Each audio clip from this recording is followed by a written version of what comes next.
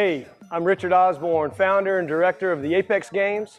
I'm here with Ryan Mackey, who is the VP of Training Operations with QSA, Performance QSA, the official training facility of the Apex Games, and we're here to walk you through the actual event movements for the Spring Apex Games, May 31st at Timmons Arena. We're going to get started with the deadlift. Go ahead, Ryan. We're accepting any style. He's got the basic opposite grip. He's starting lifting through his heels, finishing with his shoulders over his hips, hips over his knees, tapping the bar to the ground, not bouncing the bar. Good solid reps. I'm sure most of you are familiar with that movement. An exercise that you may not be as familiar with are the weighted bleacher carries.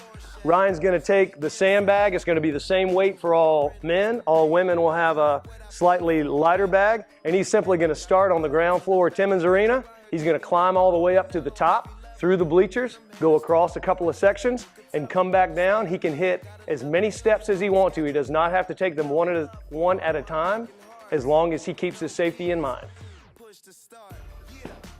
All right, next we have the weighted box step-ups. Key recs for this, get your foot all the way up on the box. As Ryan gets up to the top of the box, you'll see his knees under his hips under his shoulders. He's gonna step down. All he has to do is touch both feet on the ground and he can come right back up. He can do every step up with the same leg, or he can alternate steps, whatever he feels most comfortable with. When it's time for him to take the bar off his shoulders, he'll have a judge/volunteer to help him dismount the bar off of his shoulders. Also, you will notice we're using a tsunami bar. Give it a little bounce, Ryan. It's going to make it a little more interesting because most folks probably have not used a tsunami bar. We're going to be, for those of you who are training at home, you can use a straight bar, but just know it's going to give you a little bit more resistance at the very beginning of your step and when you hit the ground. Should be a lot of fun. Another movement that you're probably all familiar with is kettlebell swings. Go ahead, Ryan. We're going to do American style, which means for us, our key recs are that Ryan's arms are going to be extended, and by his ears, he can even get his head through the window, which means his arms a little bit behind his ears. You'll notice that the kettlebell does not have to be straight up or bottoms up. It can be tilted forward as long as he has those arms fully extended at the top. Those are our kettlebell swing requirements.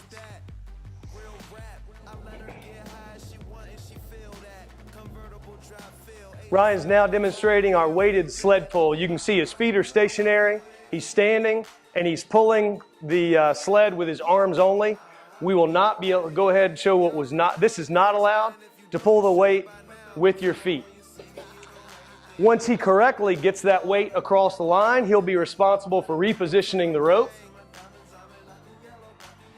We'll be doing this in 50-foot sections during the games. We're going a little bit shorter for the sake of this demo. So he's going to give that weight a pull, the sled's going to twist around, and then he's going to come back the other direction. That's our weighted sled pull. All right, another movement, we're getting a lot of questions about this, is our towel drag. For the sake of today, going on the carpet, we're going to use a 10-pound bumper plate. You can use this training wherever you might be training. For the sake of the event, we're going to be using an actual towel going across a polished concrete floor. Ryan is walking forward simply using his hands.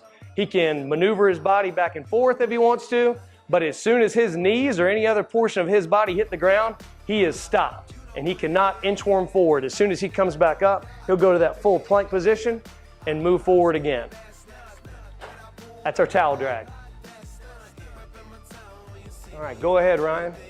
This is the prowler push. This is going to be the only station that's going to be outside. You're going to run out to the prowler station, hit the weight, push it across the practice field, come back. So you can see Ryan is just like a lot of these other movements. If you're strong and you've got good endurance, you're going to be good at this exercise. He's simply pushing the weight forward.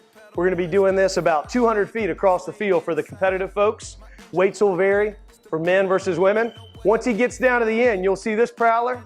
We're going to be using one very similar to this. It's got a high side and a low side. If you want to leave it exactly as is and push it back on the low side, you can do that. If you like the high side, which a lot of people do, there's no penalty for taking the time to reverse that thing and push it back on the high side again. Once you cross the cones and the volunteer judge tells you you're good, you're done. All right, Ryan's now going to demo our wall ball burpees. This is part of the baseline movement, so most of you should be familiar with it. Go ahead. He's going to start with the ball at his chest, put the ball on the ground, touch his chest, not his stomach, to the ball, hit the target. It's a 10-foot target for men. It's an 8-foot target for women. And that's all he's going to do. Ball to the ground, chest to the ball on the target. What he does in between is okay, except if he gets winded or accidentally drops the ball. If he drops the ball, that's fine. But for him to start, he has to pick it up, reset to his chest, and go back down. He's not allowed to fall on the ball. Guys, make sure you're getting your chest to the ball, not your stomach to the ball. Your knees can touch the ground. Now Ryan's going to show us the ground to overhead presses. We're going to be flexible on what you do in the middle, but you're going to start with the plates on the ground, and you're simply going to get your arms extended over your head. You can do a clean and press as Ryan's doing here. He's got his head through the window, a minimum of his arms by his ears, or he can go ahead, get it regrip for a snatch. You can snatch this to the top. Again, what you do between the ground and the extension on the press is your business, as long as you're getting that up to a full extension at the top. We are not guaranteeing the order with any of these stations, but I can guarantee you that ground to overheads are going to be last, and you will hate them at the end. So those are all the exercises that we'll be performing during the 2014 Spring Apex Games. The order of those may fluctuate by the time May 31st rolls around, but we can guarantee you're going to start on the deadlift and you're going to end on the ground to overhead presses. Also, this year we will have 9 stations. Almost every station is going to be followed by about a 300-meter run. You're going to skip a run when you go out to the Prowler, which is going to be the only station which is outside, and you're going to end on ground to overhead presses with no run following. So actually it's 7 300-meter runs, so it's just a little bit over 2,000 meters total. 9 stations, so what are the teams going to do?